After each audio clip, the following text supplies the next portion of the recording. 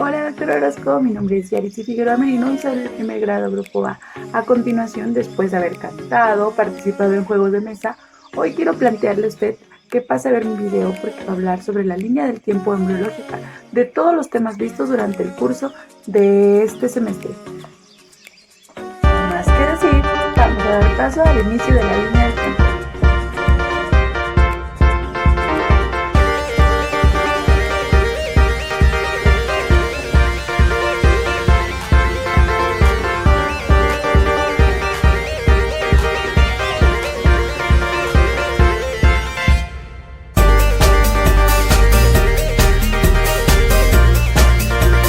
Para dar inicio con lo que es mi línea del tiempo, hablaré sobre el primer tema visto, que lleva por nombre gametogénesis, conversión de células germinales en gametos masculinos y femeninos. Primero hablaremos de lo que son las células germinales primordiales. Bueno, durante lo que es el desarrollo de la fecundación, va a existir un proceso, lo que es un gameto masculino, que lo conocemos como espermatozoide, y el gameto femenino, que lo conocemos como ovocito. Ellos se van a unir y van a dar paso a lo que es un cigoto. Los gametos van a derivar de lo que son las células germinales primordiales. Ellas van a ayudar a formar lo que es el epiblasto durante lo que es la segunda semana. Se van a desplazar mediante lo que es la estrella primitiva durante la gastrulación y van a migrar a la pared del saco vitelino. Es muy importante mencionar que durante la cuarta semana estas células van a comenzar a migrar desde lo que es el saco vitelino hacia las gónadas en el desarrollo, lo que va a permitir las divisiones mitóticas. Ellas se van a incrementar y su migración van a hacer también que lleguen a lo que es la gónada. Esto va a ser una preparación para lo que conocemos como gametogénesis. La gametogénesis es el proceso evolutivo de las células germinales en gametos masculinos o femeninos. Dentro de la gametogénesis también vamos a tener dos importantes conversiones de las células, como lo es la mitosis y la meiosis. El principal objetivo de la mitosis es producir las células hijas para que sean genéticamente idénticas a las de sus madres, sin un solo cromosoma de más o de menos. Y la meiosis, por otra parte, solo se utiliza con un propósito en el cuerpo humano para lo que son la producción de los gametos o células sexuales, es decir, espermatozoides u óvulos. Como un resumen rápido, se puede decir que la mitosis es un tipo de división celular en la cual la célula madre se va a dividir para producir dos nuevas células, las hijas, que van a ser genéticamente idénticas entre sí. En el contexto del ciclo celular del cual estamos hablando, la mitosis va a formar parte de lo que es el ADN del núcleo de una célula, lo cual la va a dividir en dos grupos iguales de cromosomas. Este tipo de mitosis va a llevar o consiste en cuatro fases básicas, que es la profase, la metafase, la anafase y la telofase. Por otra parte, vamos a hablar de lo que es la meiosis. La meiosis en los humanos es un proceso también de división celular que nos va a llevar de una célula diploide, una con dos juegos de cromosomas, a células haploides que tienen solamente un solo juego de cromosomas. En los seres humanos, lo que son las células haploides van a ser producidas por la meiosis, o sea que van a ser los espermatozoides y los óvulos. Aunado a nuestro tema del que estamos hablando de la gametogénesis, también existen lo que son correlaciones clínicas. Las correlaciones clínicas son aquellas enfermedades o patologías que se pueden desarrollar de acuerdo a la enfermedad que estamos viendo. En este caso, hablamos de lo que son las anomalías cromosómicas. Estas pueden ser estructurales o numéricas. Dentro de ellas representan más del 50% de morbo y mortalidad, ya que muchos de estos bebés no logran tener una vida o un desarrollo normal pleno durante toda su existencia, entonces tienen que tener adecuados cuidados diferentes. Dentro de los síndromes más relevantes que vimos dentro de este tema fue lo que es el síndrome de Down, el de Edward, el Patau, que son síndromes que se ven muy a común o son un poco de incidencia o prevalencia más que cualquier otro. En el caso del síndrome de Down, esto es una enfermedad que se puede caracterizar por una alteración genética que desarrolla lo que es la presencia de un cromosoma X. Así terminamos lo que es el capítulo anterior, vamos al capítulo número 3, que lleva por nombre Primera semana de desarrollo, de la ovulación a la implantación, en el cual hablamos de lo que es el ciclo ovárico. El ciclo ovárico o estos ciclos van a estar controlados por lo que es el hipotálamo. En el hipotálamo vamos a desarrollar una hormona que lleva por nombre la hormona liberadora de gonadotropina. El ciclo ovárico de la mujer o ciclo menstrual dura aproximadamente de 21 a 40 días, de lo que es el primer día de la hemorragia, que se considera como el comienzo del ciclo menstrual, o sea, el día 1, que va a finalizar justo antes de lo que es la siguiente menstruación. El ciclo menstrual se va a dividir en lo que son tres fases: la folicular, la ovulatoria y la luteínica. La menstruación, es decir, se va a llamar el desprendimiento del revestimiento interno del útero, o sea, del endometrio, que va a ir acompañado de una hemorragia. Esta va a tener ciclos aproximadamente mensuales, a menos de que esta mujer quede embarazada. Por lo general, dura de 3 a 7 días. Este suele ir acompañado con dolores en el primer día, que son el resultado de la acción hormonal que va a forzar a lo que es el útero para que desprenda el endometrio. Vamos a encontrar la fase folicular, que es al principio del ciclo. Esta fase es donde el cuerpo va a enviar una señal al cerebro para que empiece a producir la hormona folículo estimulante, que es la FSH, que es la principal hormona que nos ayuda a la maduración de los óvulos. Estos folículos van a ser cavidades que van a estar llenas de lo que son el fluido de los ovarios. Cada folículo va a contener un óvulo inmaduro. La hormona folículo estimulante va a estimular una cantidad de folículos para que desarrollen y empiecen a producir lo que son los estrógenos. En el primer día del periodo, el nivel de estrógenos va a ser muy bajo en todo el ciclo. A partir de ese momento va a comenzar a aumentar. La siguiente fase es la ovulación o fase ovulatoria. En esta, los niveles de estrógenos van a seguir aumentando, lo que va a provocar un incremento de la hormona luteinizante, la LH. Este aumento de la LH va a proporcionar que el óvulo que está madurado sea el impulso final que necesita para que finalice el proceso de la maduración y sea liberado por el folículo. A este proceso lo vamos a conocer como ovulación, que es un ciclo vital. Dentro de la evolución se va a producir en el día 14, pero no siempre es así, va a depender de la duración del ciclo menstrual de cada mujer. Posterior tenemos la fase lutéinica. Después de liberarse lo que es el óvulo, esta se va a desplazar hacia las trompas de falopio, hacia el útero. El óvulo puede vivir hasta 24 horas, o sea que los espermatozoides por lo general sobreviven entre 3 y 5 días. Por lo tanto, los días previos a la ovulación, el día de la ovulación, son los más fértiles. Después de producirse lo que es la ovulación, el folículo comienza a producir otra hormona que lleva por nombre la progesterona. La progesterona va a continuar formando un recubrimiento del útero con el fin de prepararlo para recibir un óvulo fecundado. Mientras tanto, lo que es el folículo vacío va a comenzar a contraerse, pero va a continuar produciendo lo que es la progesterona y los estrógenos. En ese momento puede ser posible que se experimente lo que se denomina como síndrome premenstrual, o sea que hay una sensibilidad en los senos, un letargo, depresión e irritabilidad. Si el óvulo no ha sido fecundado, cuando el folículo vacío se contraiga, los niveles de estrógeno y progesterona van a disminuir.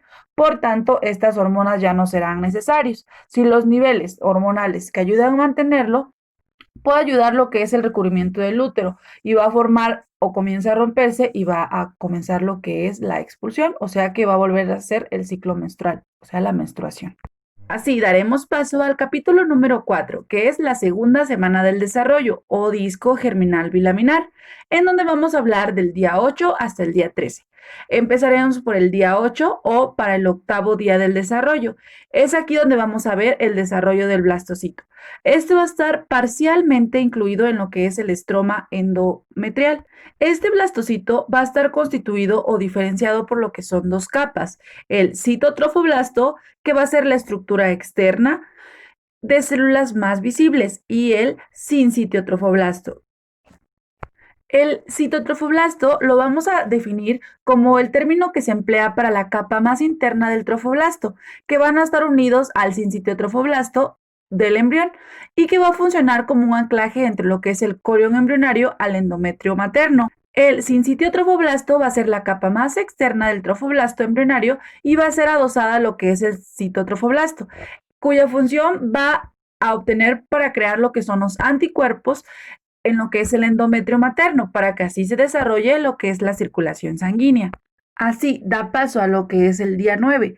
En esta, el blastocito ya se va a encontrar implantado en una mayor profundidad de lo que es el endometrio. Sí, en defecto, su penetración va a generar lo que es la superficie de un epitelio, cuyo va a ser su punto importante del día 9, la constitución o la fusión de las lagunas grandes, que es la fase de la etapa lacunar. ¿Qué quiere decir etapa lacunar? Bueno, en ella van a aparecer vacuolas o son vasos sanguíneos ingurgitados que van a ayudar a que se formen estas lagunas trofoblásticas. En los días 11 y 12, lo que va a pasar con el desarrollo del blastocito es que va a estar ya completamente constituido en lo que es el estroma endometrial. El blastocito va a producir entonces lo que es una prominencia un poquito discreta, pero que va a ayudar a lo que es la luz del útero. El trofoblasto se va a caracterizar aquí por sus espacios lagunares, antes mencionados del día 9. Al tiempo de que el trofoblasto va a seguir erosionando o van a surgir lo que son sinusoides, o sea que la sangre materna ya va a empezar a fluir por lo que es el sistema trofoblástico y va a establecer lo que es la circulación uteroplacentaria. Y en lo que es la parte interna de la capa del citotrofoblasto va a aparecer en la superficie externa una cavidad exocelómica. De ahí van a derivar células hacia el saco vitelino que van a formar un tejido muy conectivo y laxo y sobre todo muy fino que va a llevar por nombre mesodermo extraembrionario. Dentro de este mesodermo se van a desarrollar grandes cantidades que van a ayudar a hacer cavidades dentro de ella. Entonces, se va a hacer uno nuevo conocido como lo es la cavidad extraembrionaria o cavidad coriónica. En este espacio, lo que va a pasar con el saco vitelino primitivo y su cavidad amniótica van a formar lo que es el mesodermo somático extraembrionario, que va a ser el recubrimiento de este saco vitelino y también se le va a denominar esplácnico o extraembrionario. Como recordatorio, el sinusoides va a ser un vaso sanguíneo muy pequeño de diámetro que va a ayudar o se va a encontrar en lo que es el parénquima de ciertos órganos. Y el mesodermo extraembrionario va a ser un tejido conectivo, como se mencionó, que va a ser compuesto por dos capas, lo que es la explacnopleura y la somatopleura. En el día 13 ya va a estar el trofoblasto un poquito con una caracterización distinta, o sea que ya va a tener estructuras vellosas. Las columnas celulares que se van a ver reflejadas dentro del trofoblasto se van a conocer como vellosidades primarias. Para no hacer un poco más extensa la información, en pocas palabras se puede decir que en este día va a aparecer lo que es el pedículo de fijación, que va a ser nuestro futuro cordón umbilical que va a comunicar lo que es el embrión con la placenta. Como en nuestro tema anterior, también aquí vamos a mencionar las correlaciones clínicas más importantes. Es importante mencionar que el sincitio trofoblasto es uno de los más responsables dentro de lo que es la síntesis de las hormonas. Entonces, aquí vimos dos correlaciones muy importantes, lo cual fue el embarazo extraembrionario o conocido como embarazo ectópico, perdón. Este habla de que si el óvulo de lo que es fecundado se implanta fuera de lo que es la cavidad del útero, se le va a denominar embarazo ectópico o extrauterino. También encontramos lo que es la mola hidatiriforme. Esa es el resultado de lo que es la demasiada producción del tejido que se supone se transforma en lo que es la placenta de nuestro embrión. Y seguimos avanzando. A la tercera semana del desarrollo, que lleva por nombre disco germinal trilaminar, es nuestro capítulo número 5, en donde hablaremos sobre lo que es la gastrulación, la formación del ectodermo, el mesodermo y el endodermo embrionarios. Conocemos como gastrulación al proceso en el que se establecen las tres capas germinales, lo que es el ectodermo, mesodermo y endodermo en el embrión. La gastrulación va a comenzar con la formación de la línea primitiva. Muy bien, el inicio de esta semana es el disco embrionario. Ahora va a aparecer lo que es el sentido cráneo-caudal. Va a presentar una serie de movimientos celulares a lo que es a nivel del epiblasto en un proceso llamado gastrulación, lo que va a dar origen a estas tres capas germinativas. Hacia el día 15, en la mitad caudal del disco embrionario, las células epiblásticas lo que van a hacer es que van a proliferar y van a migrar hacia lo que es la línea media. Van a formar lo que es un engrosamiento celular que lo vamos a conocer como línea primitiva. En ese momento, la máxima actividad celular que va a ser la línea primitiva va a llegar a ocupar todo lo que es el disco embrionario. A medida que esta línea primitiva va a ir creciendo y creciendo hacia caudal de las células epiblásticas, en el extremo cefálico ya va a existir o va a haber un acúmulo de lo que es las células llamadas nudo primitivo o de Hesen. La depresión caudal al nudo recibe el nombre de la fosita primitiva.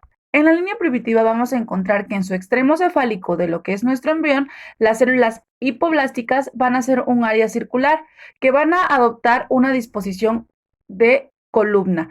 Van a establecer lo que es la unión con el epiblasto. En su zona de la membrana bucofaringea va a marcar el sitio de lo que va a ser nuestra futura cavidad bucal. Se va a encontrar por detrás de esta membrana y va a constituir lo que es el centro organizador, o sea, nuestra región cefálica del embrión. Así terminamos lo que es la trilaminar. En el capítulo número 6 vamos a hablar de lo que es de la tercera semana a la octava semana, que lleva por nombre el periodo embrionario, de la cual vamos a denominar como periodo embrionario al organogénesis que tiene lugar entre la tercera y la octava semana del desarrollo. En ella vamos a encontrar los derivados de lo que es la capa germinal ectodérmica y un proceso muy importante ahí que es la neurulación. La neurulación es un proceso por el cual la placa neural va a formar nuestro tubo neural. El tubo neural es una estructura embrionaria que se va a formar durante el primer mes de la gestación. Este se va a tratar de un precursor principalmente del sistema nervioso central, que va a estar compuesto por el encéfalo y la médula espinal. La neurulación primaria, tras una fecundación en donde se forma lo que es el cigoto, la célula primigenia va a componer lo que es la fusión del óvulo y el espermatozoide. Así que nuestro cigoto se va a dividir sucesivamente y se va a convertir en un conjunto de células que se va a denominar mórula. Posteriormente va a aparecer lo que es el blastocele, que va a ser una cavidad que va a estar completamente llena de fluido con una estructura que se va a llamar blástula. Más adelante, esta blástula se va a dividir en las tres capas, el endodermo, el mesodermo y el ectodermo. La neurulación primaria no es más que nada que consiste en la proliferación de las células nerviosas de nuestra placa neural, o sea que van a ser que esta placa se transforme en el tubo neural, que va a ser parte fundamental de nuestro desarrollo del organismo en los seres humanos. Existe o durante este proceso de la neurulación puede haber un problema o puede haber complicaciones. Por ejemplo, lo normal es que estas aperturas se cierren después de unos días, pero en ocasiones el tubo no se cierra correctamente y eso va a dar lugar a lo que son los trastornos como la espina bífida y los que afectan a la columna vertebral y la anencefalia, que esa va asociada con las malformaciones más graves de lo que es el cerebro. Vamos a hablar sobre lo que es el tubo intestinal y las cavidades corporales. Capítulo número 7. Un tubo sobre otro. Durante la tercera y la cuarta semana, la capa más superior, lo que es el ectodermo, en nuestro disco embrionario trilaminar, va a formar lo que es una placa neural que se va a plegar hacia la parte de arriba para constituir lo que es un tubo y va a dar origen a nuestro encéfalo y a la médula espinal por medio del proceso de neurulación antes mencionado. Es decir, con tubo sobre otro tubo. Bueno, ventralmente lo que es el tubo intestinal que va a estar en el endodermo y dorsalmente nuestro tubo neural que va a ser el ectodermo forman lo que es un tubo sobre otro tubo. Mientras que lo que es la capa media del mesodermo se va a convertir en el tejido de sostén. Esta capa lateral se va a dividir en una capa visceral o esplácnica y otra capa parietal o somática. En nuestra capa visceral se va a enrollar un sentido ventral y va a quedar cerca del tubo intestinal. Y la capa parietal, junto con lo que es el ectodermo, va a formar los pliegues laterales de la pared. ¿Qué quiere decir con eso? Uno a cada lado del embrión, que se va a desplazar de forma ventral y se va a reunir en una línea media, formando o cerrando lo que es la pared ventral. El espacio entre estas dos capas va a llevar por nombre cavidad primitiva. Esta etapa es en la tercera o quinta semana. Como punto importante, en este capítulo vamos a hablar que al final de nuestra tercera semana, nuestro mesodermo intraembrionario se va a diferenciar del mesodermo paraxial, la cual daba origen a los somitómeros o somitas. Ese mesodermo intermedio va a contribuir a nuestra formación del sistema urogenital y el mesodermo de la placa lateral va a estar implicado en lo que es la formación de la cavidad del cuerpo. A nuestra final de la cuarta semana, nuestros pliegues laterales se van a encontrar en la línea media y se van a fusionar para poder cerrar lo que es la capa ventral.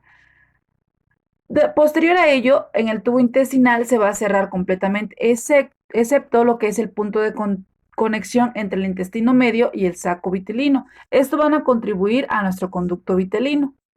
Eso es lo más importante dentro de lo que es nuestro capítulo. Para finalizar nuestra línea del tiempo, hablaremos del capítulo 8 y 9 de forma consecutiva. En el capítulo 8 hablaremos de lo que es del tercer mes al nacimiento. el feto y la placenta. Bueno, este periodo será en el inicio de la 9ª semana hasta lo que es el nacimiento, que se le conoce como periodo fetal. Hablamos sobre los cambios mensuales. Uno de los cambios más llamativos dentro de lo que es la vida fetal es la disminución relativa de lo que es la velocidad del crecimiento de la cabeza, en comparación con lo que es el resto del cuerpo. Durante el tercer mes de la semana 9 a 12, la cara va a adquirir lo que es un poco más humana. Los ojos se van a orientar en dirección lateral y se van a desplazar hacia lo que es la región ventral de la cara. Las extremidades ya van a alcanzar una longitud un poco más proporcional respecto a lo que es el resto del cuerpo. Se van a identificar lo que son los centros de osificación en lo que es la 8ª semana. Durante la 6ª semana, lo que son las asas intestinales se van a herniar hacia lo que es el cordón umbilical y se van a descender. Pero a la semana 12 ya van a haber retomado lo que es la cavidad abdominal. Durante lo que es el mes cuarto y quinto, o sea, de la semana 16 a la 20, lo que va a pasar es que la primera mitad de la vida intrauterina va a ser alrededor de 15 centímetros, o sea que va a ser casi la longitud total del neonato. Y en este caso, el peso del bebé se va a ver incrementado un poco más durante este periodo, o sea que al final del quinto ya es inferior a 500 gramos. El feto va a estar cubierto por lo que es las cejas, pelo y cabeza de forma visible por algo denominado como lanugo. Durante lo que es el quinto mes, la madre va a poder percibir lo que son los movimientos del feto. Durante la segunda mitad de la vida intrauterina, nuestro peso ya va a aumentar de un grado considerable. ¿Qué quiere decir? Que va a ganar alrededor del 50%, o sea que alrededor de 3.200 gramos va a venir pesando lo que es el recién nacido. Para finalizar con este capítulo, se habla de lo que es la placenta. Bueno, la placenta es un órgano que se va a desarrollar en el útero durante lo que es el embarazo. Va a ser una estructura que va a brindar oxígeno y nutrientes directamente al bebé durante el crecimiento y va a eliminar aquellos desechos de la sangre del bebé. La placenta se va a unir a lo que es la pared del útero y de ahí va a surgir lo que es el cordón umbilical del bebé. Al término de lo que es la placenta o la placenta a término, se puede decir que va a tener una configuración, del diámetro de 15 a 25 centímetros, lo cual va a pesar entre 500 y 600 gramos tras el parto. La circulación placentaria es cuando la sangre materna va a llegar a lo que son los cotiledones, por un total de 80 a 100 arterias espirales que van a perforar lo que es la placa decidual. La presión en los dos espacios intravellosos se van a dañar con numerosas vellosidades pequeñas, van a formar lo que es la sangre oxigenada, al tiempo que el bebé va a poder tolerar este tipo de sangre de forma más conveniente. Punto a tratar dentro de este capítulo hablamos de lo que es el parto. El parto o el trabajo de parto se va a dividir en 3 fases importantes, lo que es el borramiento, que hablamos de un adelgazamiento y acortamiento de lo que es la dilatación del cuello uterino, y también hablamos de lo que es la expulsión del feto. Y la 3, que va a ser el alumbramiento o expulsión de nuestra placenta o las membranas fetales. Muy bien, y para poder finalizar lo que es el día del tiempo, hablaremos de nuestro tema número 9 o nuestro capítulo número 9, ¿cuál es? Los defectos congénitos y el diagnóstico prenatal. Bueno, las malformaciones congénitas se pueden considerar como aquellas malformaciones o anomalías que pueden describir transversalmente algún problema que el bebé haya traído de nacimiento de acuerdo a diferentes factores.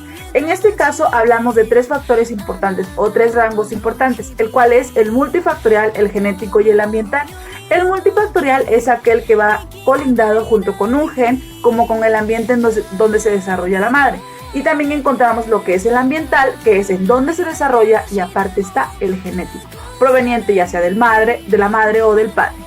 Bueno, dentro de lo que son los tipos de anomalías vamos a encontrar distintas, pero hay de ciertas prevalencias.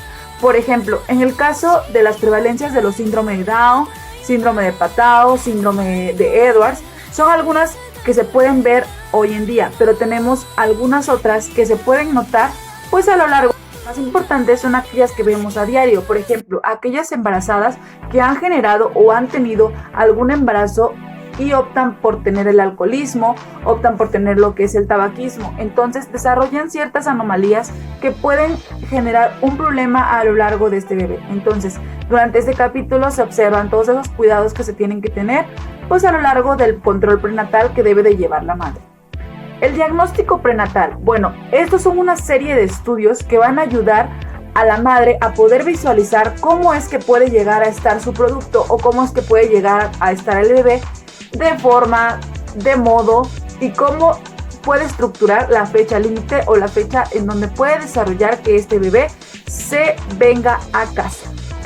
Para finalizar con mi línea del tiempo, yo quisiera agregar que durante este semestre aprendí muchas cosas importantes, sobre todo a ver lo mágico que es, cómo es que se forma algo tan pequeño a algo inmenso, ¿no? Algo que puede generar un cambio en toda nuestra sociedad, una personita o una persona que llega a cambiar vidas de familias. Entonces realmente yo creo que la embriología médica es una materia muy importante dentro de lo que somos los médicos o los futuros médicos. ¿Por qué? Porque realmente el conocer, el saber, nos ayuda a prolongar muchas cosas y también a poder quitar ciertos riesgos de una u otra manera y sobre todo a generar información verídica de lo que pasa diariamente y de la importancia que tienen que tener los padres de familia al tener un control prenatal, al tener un bebé deseado, al tener un bebé que requiera de muchos cuidados y también, claro, que informar acerca de las anormalidades que pueden existir durante todo su periodo. Agradezco infinitamente al Dr. Orozco por haberme permitido realizar estos trabajos que abrieron mi amplitud en lo que es el conocimiento.